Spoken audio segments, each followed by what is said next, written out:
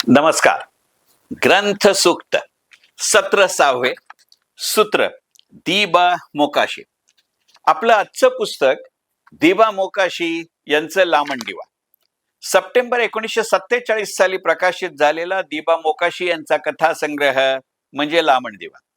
मौज प्रकाशन सध्या हा 13 कथांचा समावेश असणारा 160 पानी कथासंग्रह 275 रुपयांना उपलब्ध करून देतो. कोणतीही कथा आकारानं किमान 10 छापील पानं, तीही बारीक फॉन्ट मधली. वाक्य नीट आहे का? यातली कोणतीही कथा आकाराने किमान 10 छापील पानं, त्यातही तो बारीक फॉन्ट मधले. त्यामुळे सध्याच्या अलक म्हणजे अतिलघु कथाच्या जमान्यात हे प्रकरण जरा कठीणच जातं. त्यातही लेखक दिबा मोकाशी आहेत म्हटल्यानंतर आशय घन कथानक आणि अर्थवाही शब्दरचना हे ओघाने आलंच. हे म्हणजे आवडत्या घरात आवडत्या व्यक्तीने आवडता आटीव मसाला दूध दिल्यातली गत. निदान उपमा तरी दिबा मोकाशी यांना साजेशी द्यावी ना. 1942 ते 1947 या काळात मौज दिवाळी अंक, विविध वृत्त दिवाळी अंक, समीक्षक, चित्रा, वसंत, सत्यकथा या नियतकालिकांमध्ये प्रसिद्ध झालेल्या काय रानटी लोक आहेत. रात्र संपली, दिवस उजाडला, निरोप, तिचा नवरा, स्वतःला विसर, तिची भीती, माझ्यावर गोष्ट लिही, लहानपण आणि मोठेपण, प्रायश्चित्त, नको रे आत येऊ केशव, म्हाताऱ्याचे शेवटचे दिवस, 8व्या मुलाचा जन्म आणि रेडिओची गोष्ट या 10 कथांचा या पुस्तकामध्ये म्हणजे लामण दिवा या दिबा मोकाशींच्या कथासंग्रहामध्ये समावेश आहे. या सगळ्या कथा सुमारे 85-86 वर्षापूर्वी लिहिलेल्या कथा आहेत. आज त्या वाचताना क्षणभर आपल्यालाच हसू येतं. हसू अशासाठी की किती अर्थानं काळाच्या ओघात पुलावरून आणि पुलाखालूनही पाणी वाहून गेलंय. किती ठिकाणे, किती प्रकारे आपण समाज म्हणून, साहित्य म्हणून, साहित्य प्रकार म्हणून या 8 दशकात बदललोत. आणि तरीही काही ठिकाणी, काही बाबतीत आपण तसे केव्हा होतो तसेच आजही जसेच्या तसेच राहिलोय हा विचार, असा हा कथासंग्रह मनात आणल्या वाचून राहत नाही. आणि या कथा त्यामुळे आंतरवक्री भिंगासारखं काम करत राहतात. दिबा मोकाशी यांचा लामण दिवा हा कथासंग्रह. याचं एकच उदाहरण देतो. या पुस्तकात एके ठिकाणी उल्लेख येतो की दिबा मोकाशी यांच्या कथेत एक उल्लेख येतो की गर्दीच्या ठिकाणी त्या महिलेला जाणीव होते की तिच्या लुगड्याच्या कासोट्याच्या आजूबाजूला कोणतरी चिमटे काढतंय. लुगड्याच्या कासोट्याला हे त्यावेळेचे शब्द आहेत, नऊवारी साडी आहे. आज याबाबत याच कथेत अजून एक उल्लेख या पुस्तकात आहे की ही कथा ती कथा दिबा मोकाशींनी त्यांच्या मोठ्या भावाला त्यावेळेला प्रसिद्धीच्या पूर्वी वाचायला दिली होती. आणि त्या कथेबाबत त्या मोठ्या भावाचं मत विचारलं. त्यावेळेला दिबा मोकाशींना त्यांच्या मोठ्या भावाने सांगितलं, तू फार स्पष्ट लिहितोस रे. वाक्य काय आहे?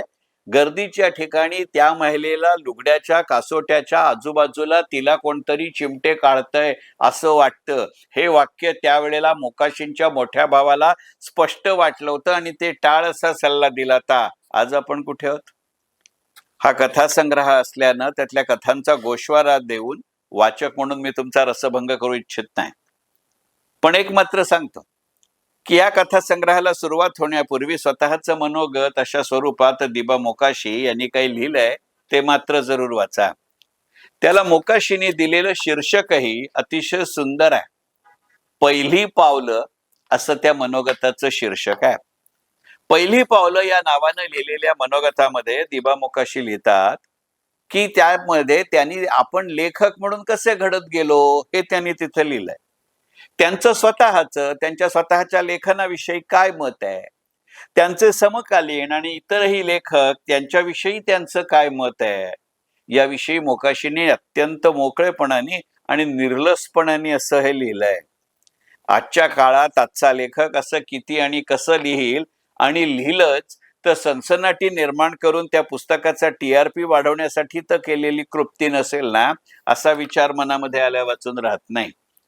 हा विचार मनामध्ये येत असताना नंतरच्या काळामध्ये दुर्गाबाई भागवतांनी आठवेल तसं अशा नावाने एक पुस्तक लिहिलंय आणि त्यावरनं झालेला गदारोळ आठवला.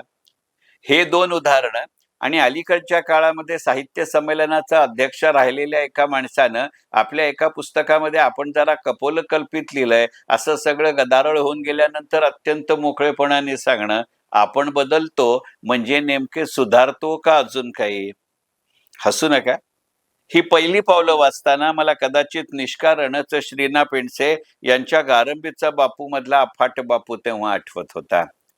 हे पुस्तक माझ्या लक्षात अजून एका कारणासाठी राहील, ते म्हणजे कदाचित हे एकमेव पुस्तक असेल. दिबा मोकाशी यांचं लामण दिवा हे कदाचित त्यांचं एकमेव पुस्तक असेल ज्यात त्यांनी स्वतःच्या नावाचा उल्लेख केलाय, आणि तोही अर्पण पत्रिकेत, आणि तो उल्लेख दिगंबर असा आहे.